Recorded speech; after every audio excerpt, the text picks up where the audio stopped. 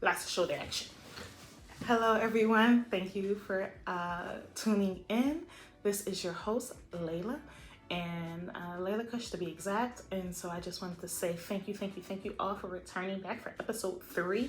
That's right, episode 3. And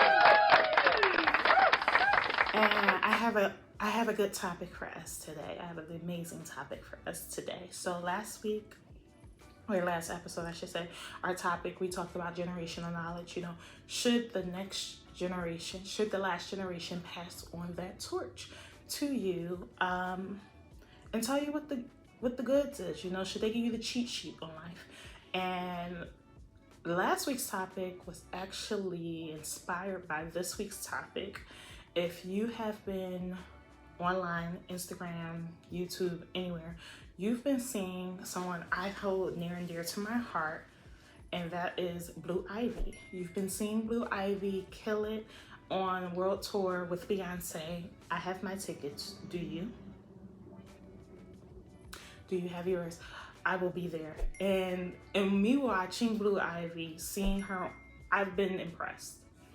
I forget exactly how old Blue Ivy is. I know she's a teenager. In fact, while I'm discussing this with you, I'm going to actually look it up right now. Blue Ivy is actually 11 according to Wikipedia. And so I've been watching Blue Ivy. She's on tour. She's on tour with Beyonce. She's doing her thing. She's killing it. And she actually inspired this week's topic, which is generational wealth. Generational wealth is one of those conversations that I hear all the time. And people are like, oh, we have to do more. And I think there's a misconception with generational wealth, and that people assume that when you're discussing generational wealth, you're discussing actual coins, money.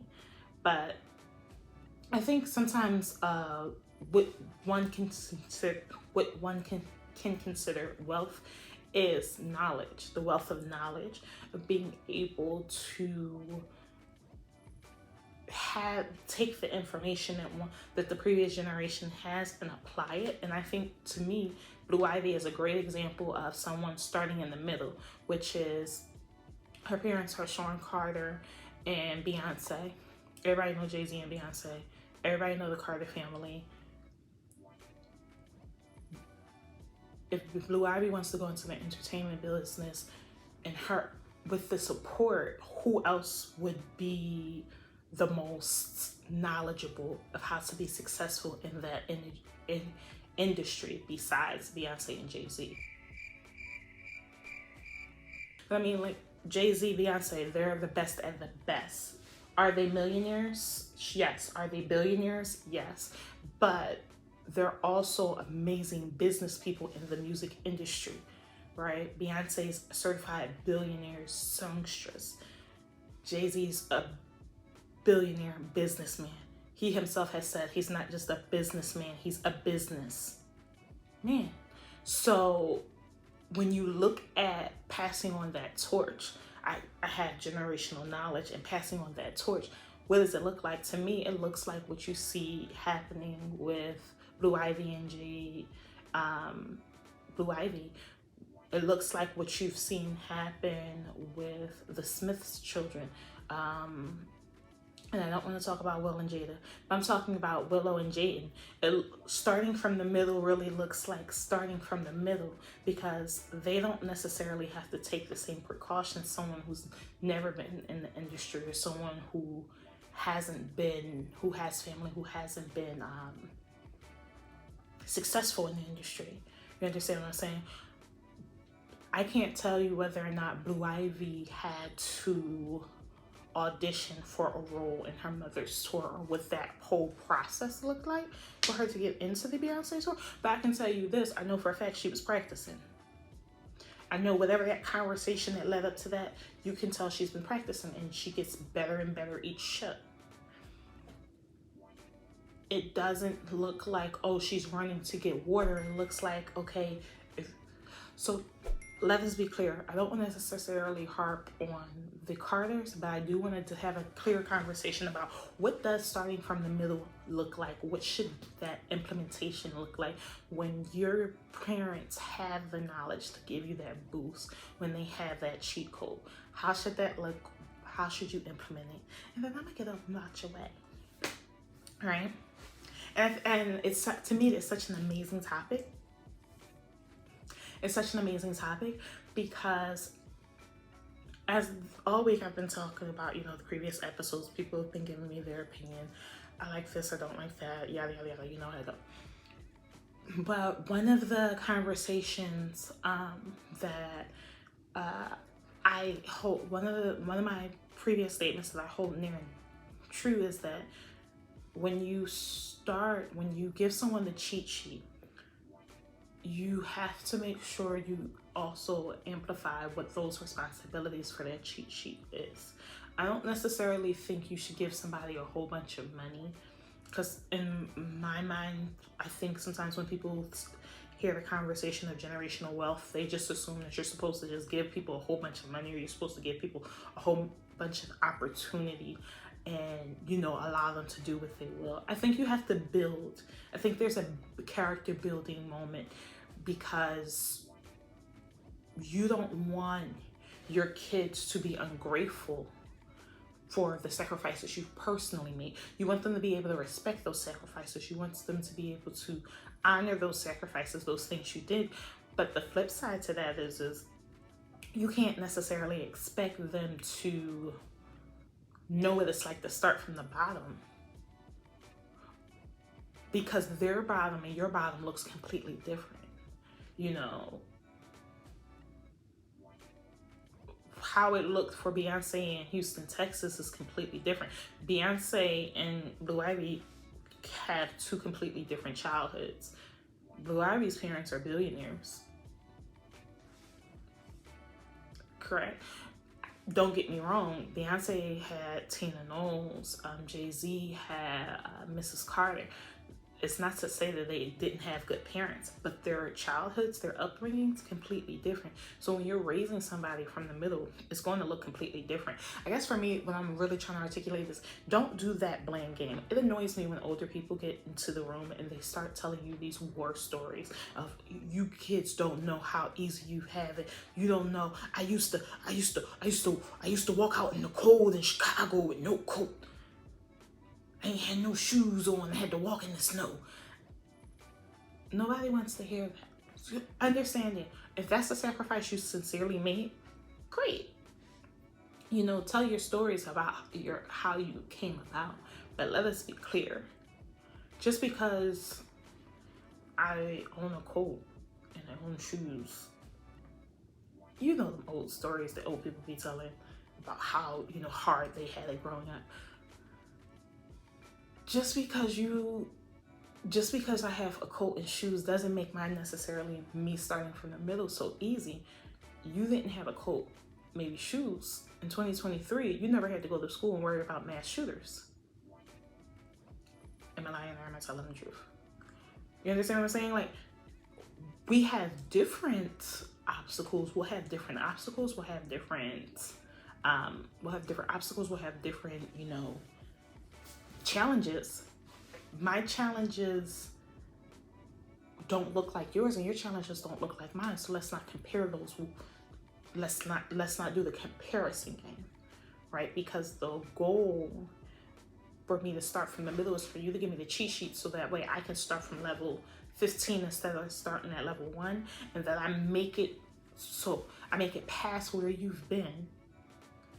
And that in the next generation, my children, my children's children, I give them the cheat sheet, and now they have where you came from, they have where I came from, and then they can go move forward with their obstacles.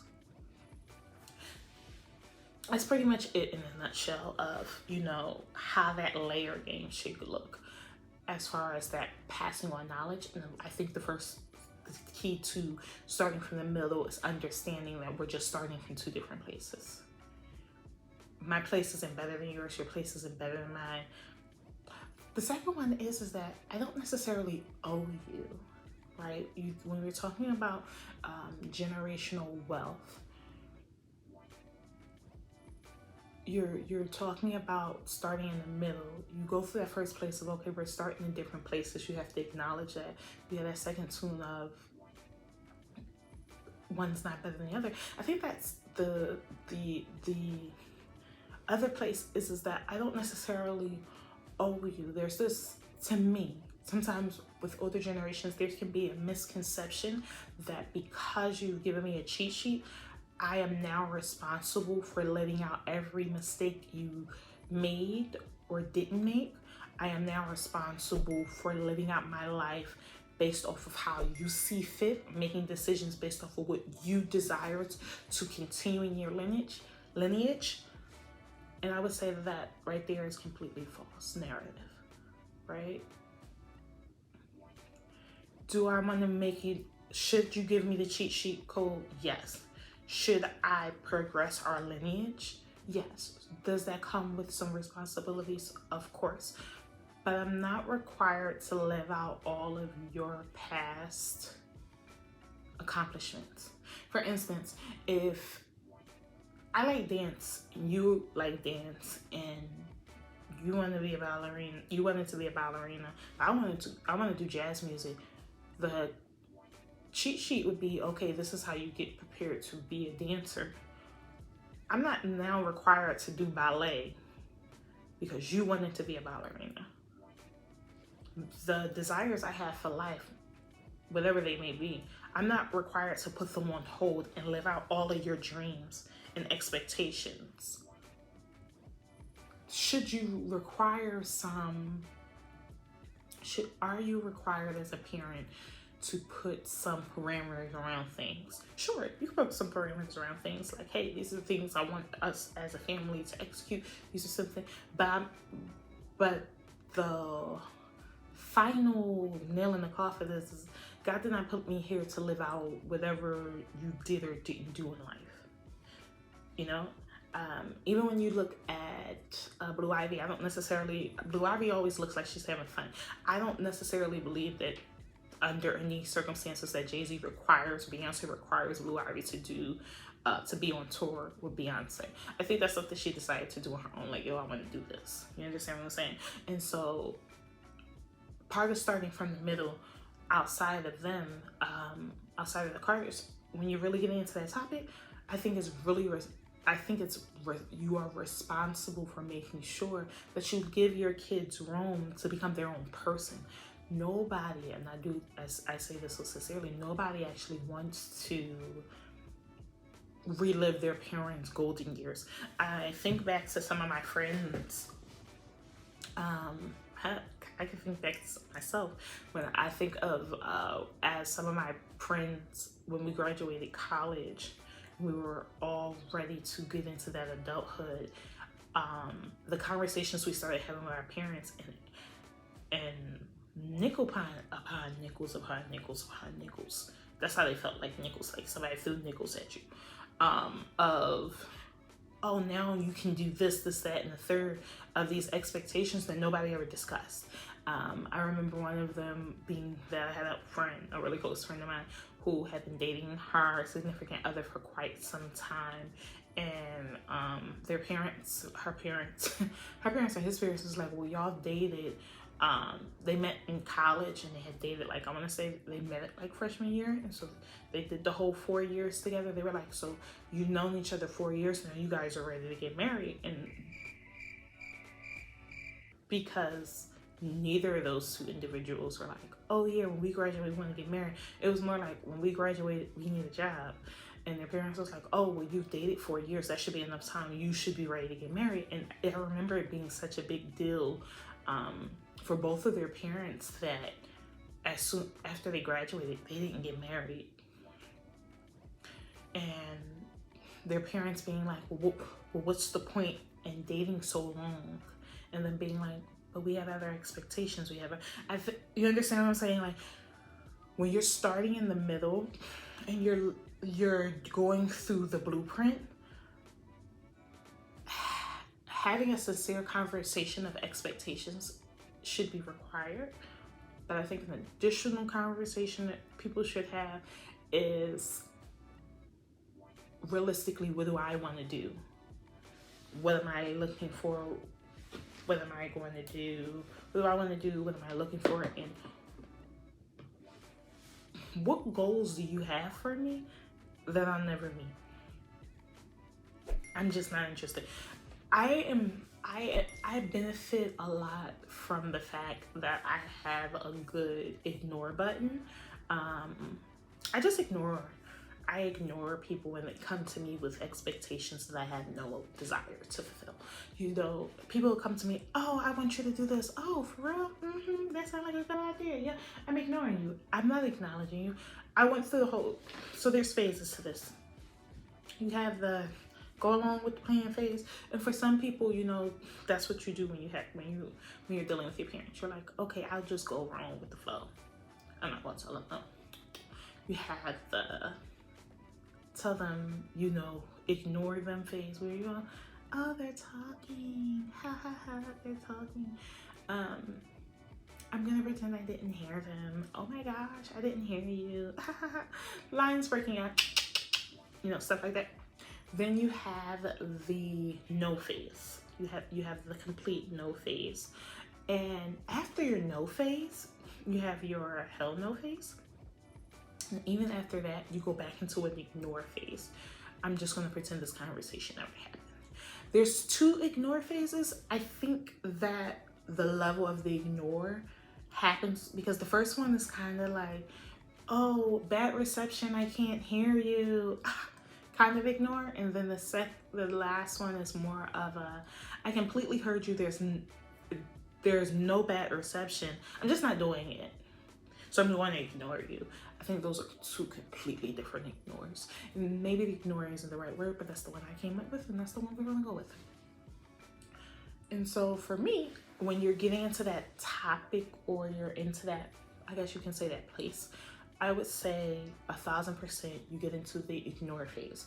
And to me, the ignore phase is, no, I'm not doing that. You know, it's one thing to ask, you know, to say, hey, I'm giving you the cheat sheet, I'm giving you the cheat code. I think a good story is the, I want to say Collier, the plumber guy, the Mr. Plumber guy. I think a good story is, like, when you look, he said, I watched a documentary on the Collier, you know, the toilet brand, and one of the CEO discussed how he came from a line of plumbers. So his dad was a plumber, his granddad was a plumber, and they just had a bunch of plumbing companies. And he took the company from being a plumbing company to creating plumbing products, to creating toilet seats, to creating actual toilets and plumbing tools and things of that nature. And it went up in that, you know, great, maybe something like his grandfather had one company, his father expanded it to multiple companies, and he took it to that next level and made it an international business. That to me is the progression of what the cheat code should look like. Hey, I started the blueprint of a business. You take that blueprint of a business, expand the business. The next generation takes that business and they expands the business so that the next generation learns what it is. And no, because realistically, when you get into the branding of businesses, typically business ideologies and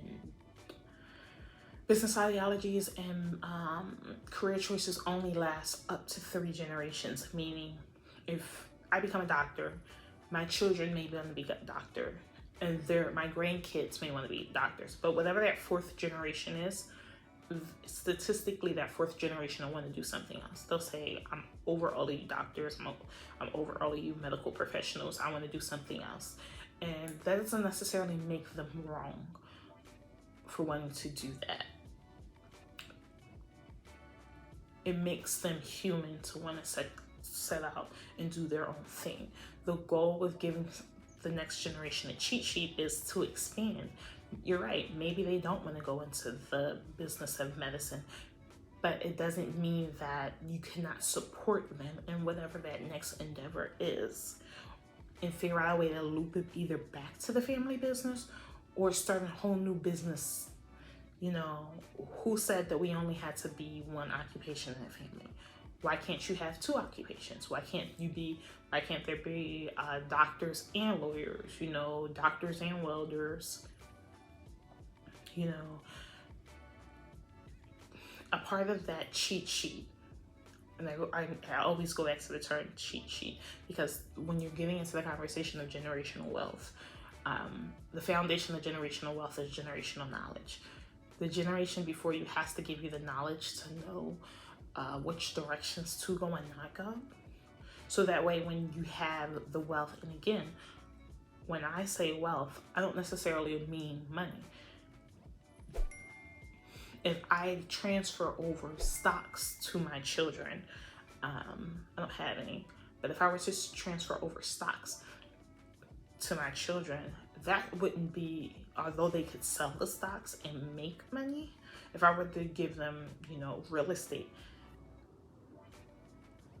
you know, a couple apartment buildings, a couple of houses, cars,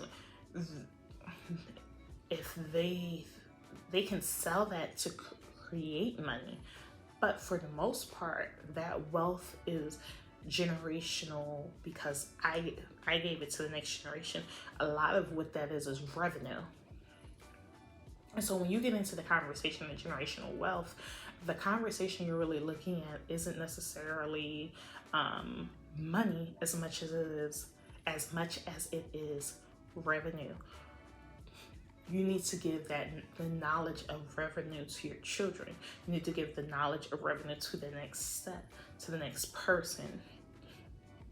So when we discuss, as we are discussing wealth, I don't necessarily want you to think I'm talking money like Benjamins and Franklins and, you know, all of them. No, I'm talking about the revenue systems, because to give money, to me, money doesn't equate wealth, right? Because wealth is created through revenues of money. The best way I've ever heard it described is, rich people are people with a lot of money. Wealthy people are people who have rich people work for them, or have revenues of richness that works for them. Meaning your money has to continuously grow. You know, basketball players are rich. The person who owns the team is wealthy. Why? Because the basketball team will continue to play. They will continue to generate money. People will buy tickets, merchandise. You know, they'll continue to generate, and that person will continue to reap from that generation. And they don't have to sit there and monitor it. They can move forward and go other places and do other things and still go other places, do other things, and still see the benefits of that. Still see the benefits of that. So to that conversational wealth, I don't necessarily believe you can ever get into it without that revenue stream, the revenue stream. And to me, that in order for you to even be deemed wealthy, you have to be multiple generations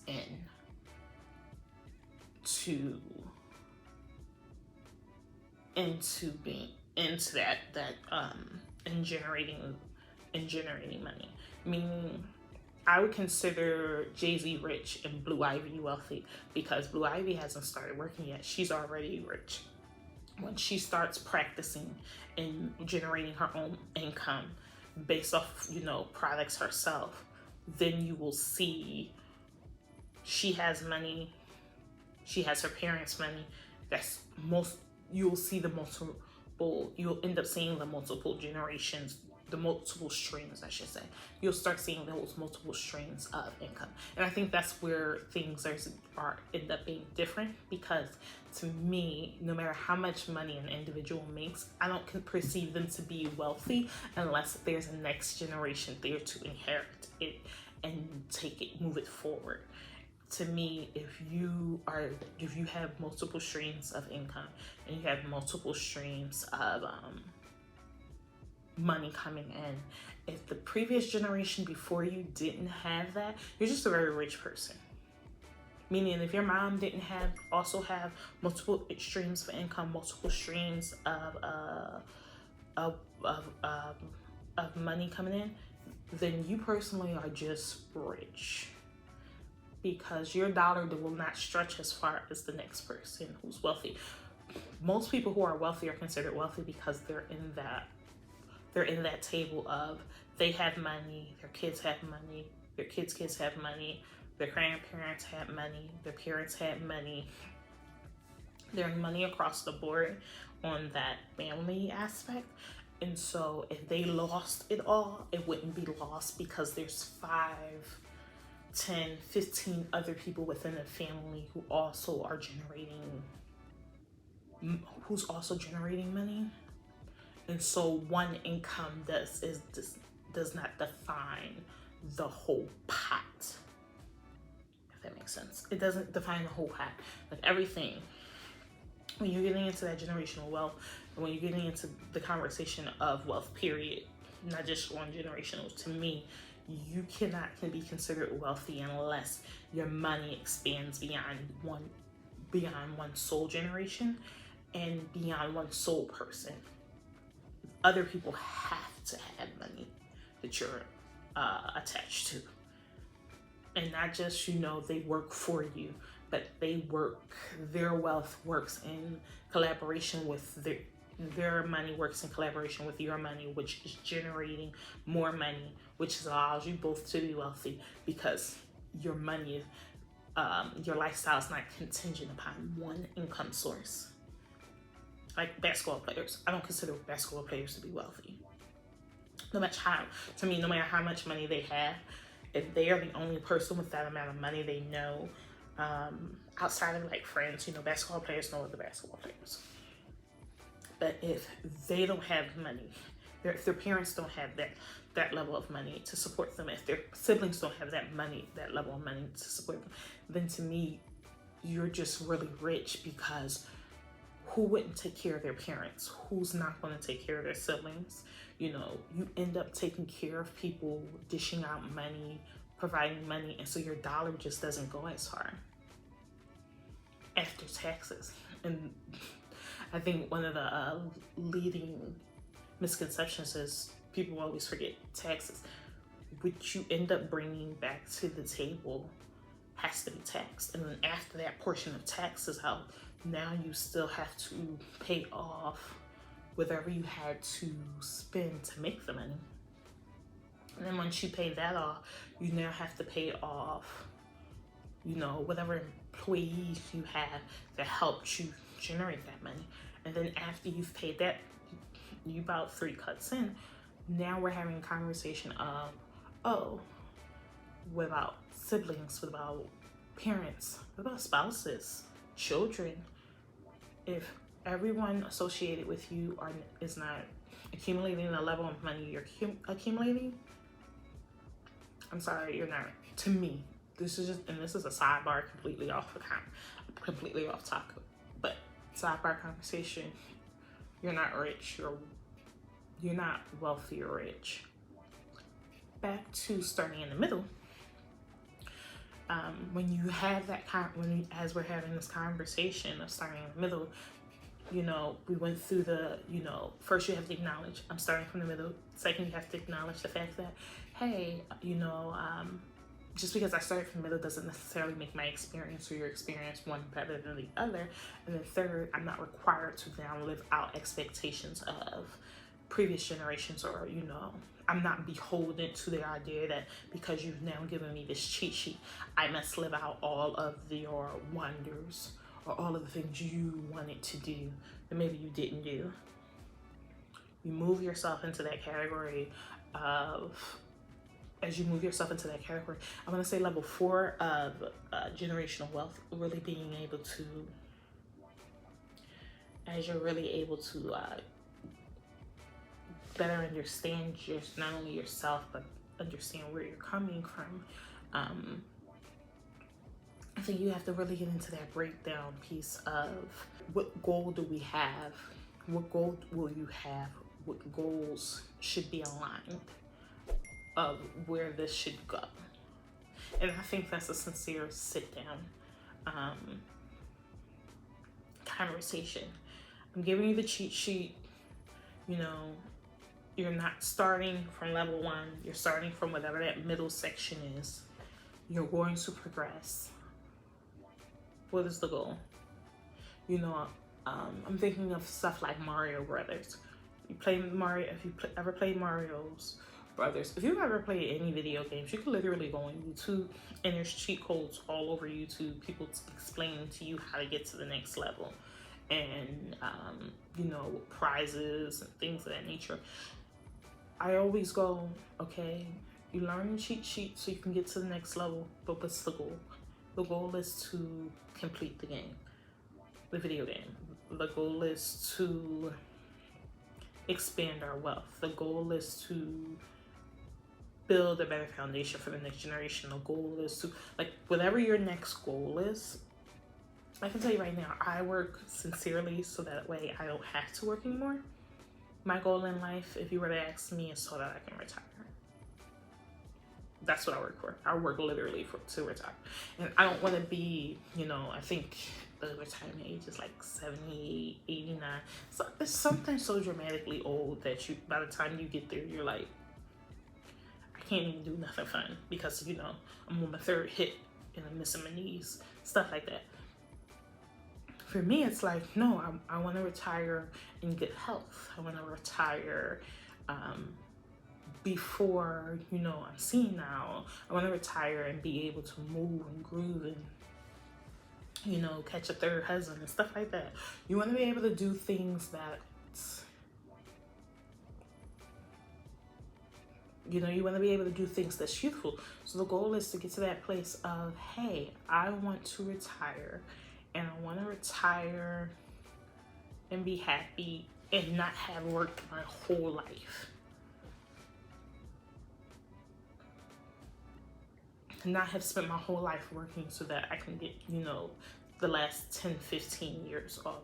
No, the goal is to retire and still enjoy the youthfulness. Look at this beat face. You understand what I'm saying? I want to enjoy the youth of it. No wrinkles. When I retire, I want to still look this good.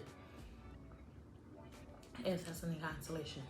So when you're giving that cheat sheet over, the real conversation of, okay, what goal do you have? Where do you foresee yourself? And to be fair, you don't always have to have all of the answers.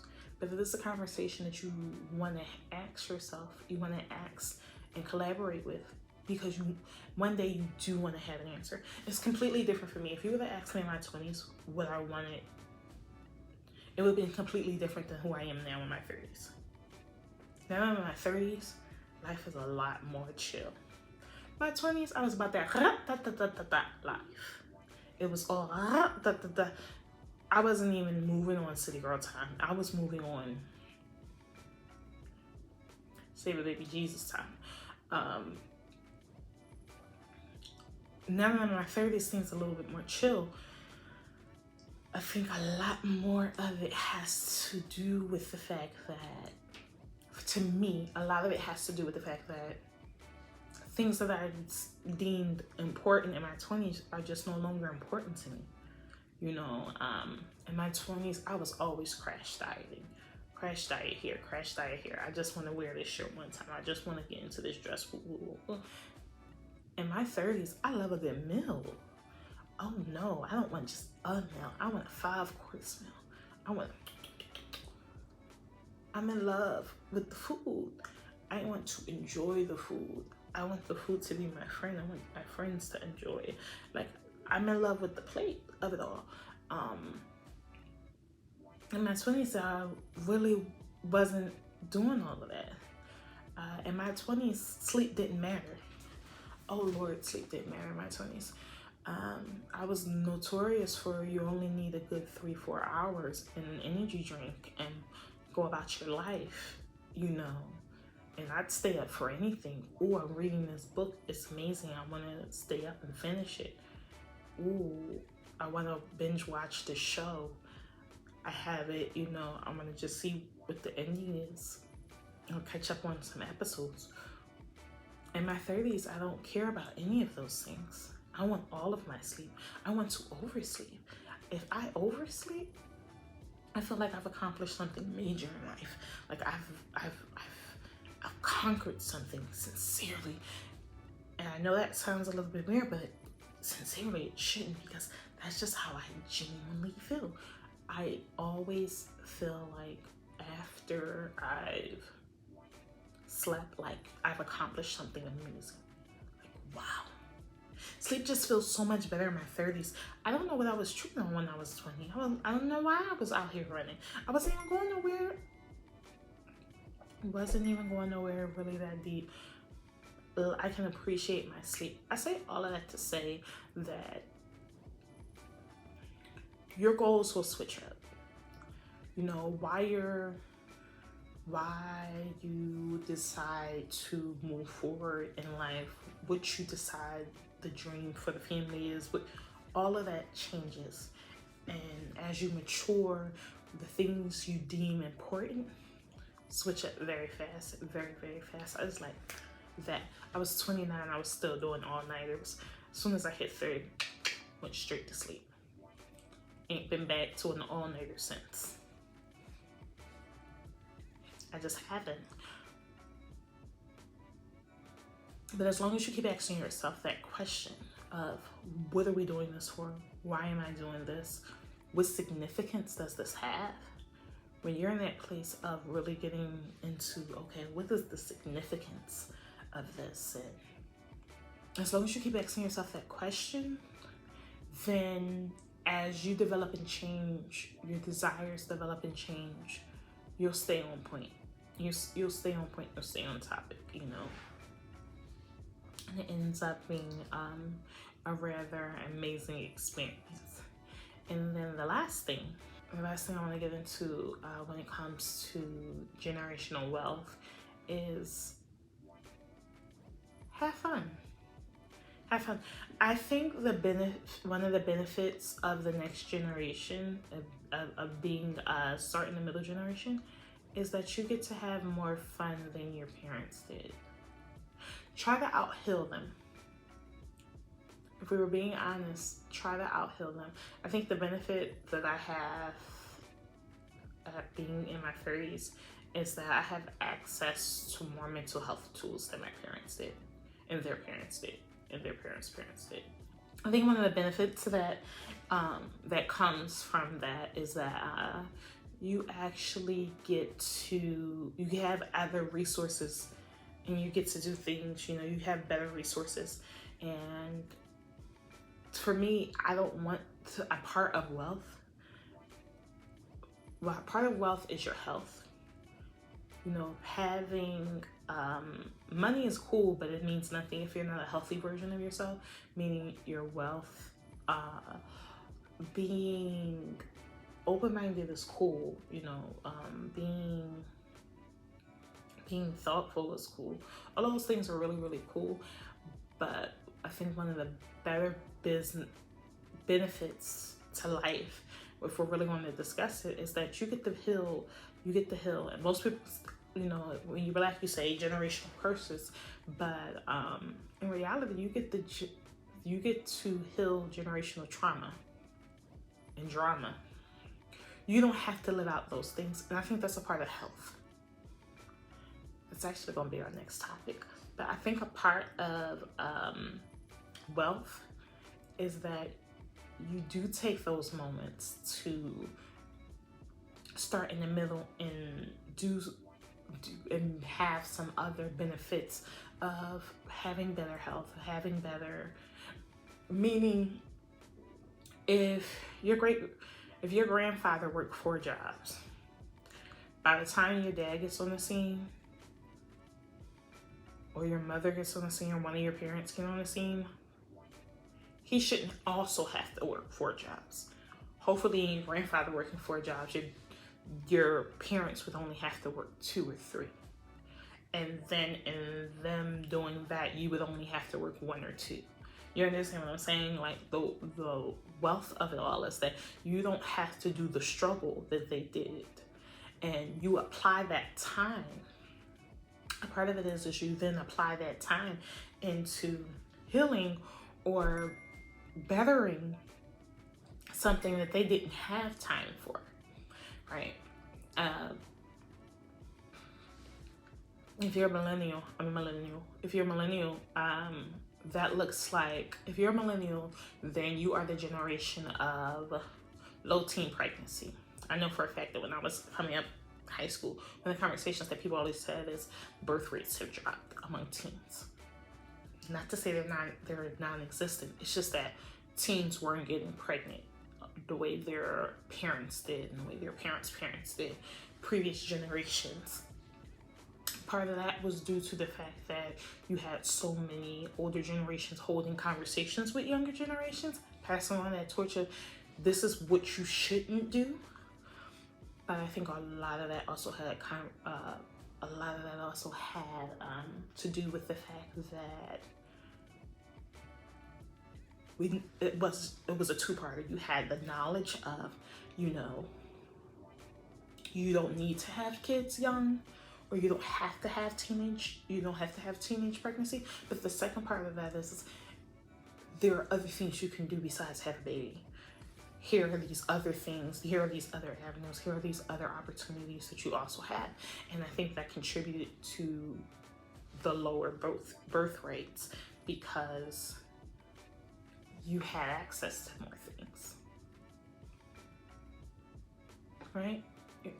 I hope this makes sense. You have access to more things. So in your ability to have access to wealth,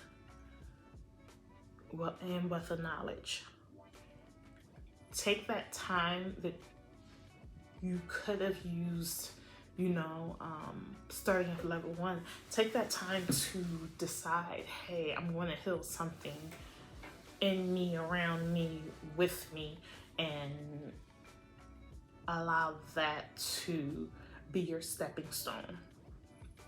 Because there's no need for, there's completely no need for you to drag the baggage. Keep the blessings of the past. Get rid of the excess of it. There's no need for you to, when you're starting from the middle, to drag the baggage of the past, and what that looks like, whatever that baggage is. And to me, every family has baggage. I don't care what anybody say. Everybody had baggage. I've never seen a family not have its own. Generationally, these are the things we have, our positives. Generationally, these are our negatives. So I think that when you're doing this, you should have to have that. You have to have that kind of conversation, and you have to have that kind of understanding. And I think that concludes it. Yeah, I want to say that concludes this topic. I had an amazing time speaking with you all. If you have any topics you want me to discuss, if you have any feedback, you can find me on YouTube, Spotify, Instagram. I'm Layla. This is New Kush. Follow me on all platforms. Give me your feedback. Give me your thoughts. And it was wonderful speaking with you. And I hope you tune back in for next week's episode.